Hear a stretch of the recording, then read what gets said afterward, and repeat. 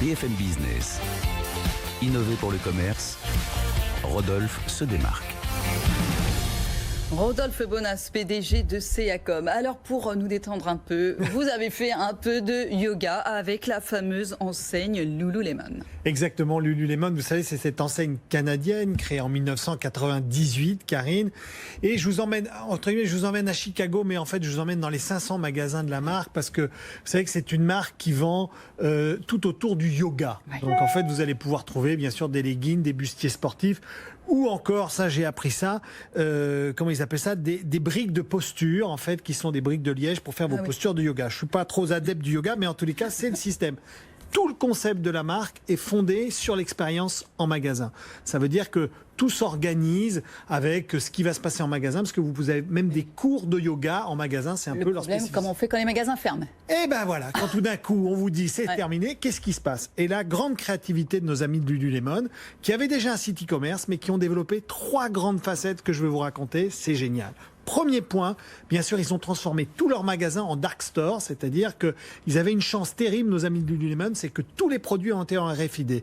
Donc ça veut dire qu'en temps réel, ils pouvaient savoir quand on commandait un produit, sur quel magasin c'était disponible. Donc on voit qu'en faisant un RFID en magasin, ça peut vous servir pour le e-commerce. Ils sont tous pucés, donc les magasins deviennent les stocks directs de l'e-commerce. Exactement, directement. Donc plus qu'après transformer nos personnels en magasin en magasiniers, quelque part en gestion de stock. Donc ça, ils ont mis ça en place en une semaine, nos amis du Lululemon, sur les 500 magasins.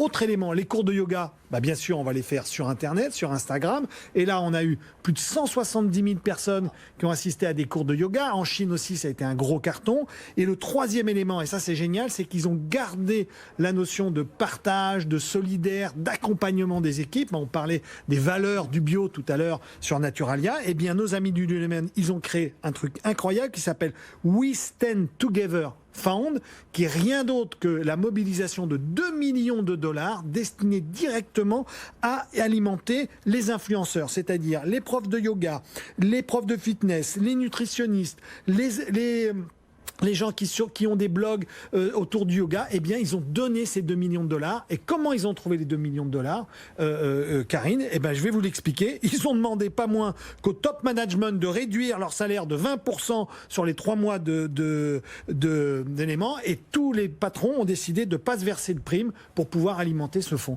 Et je tiens à souligner cette démarche de Lululemon.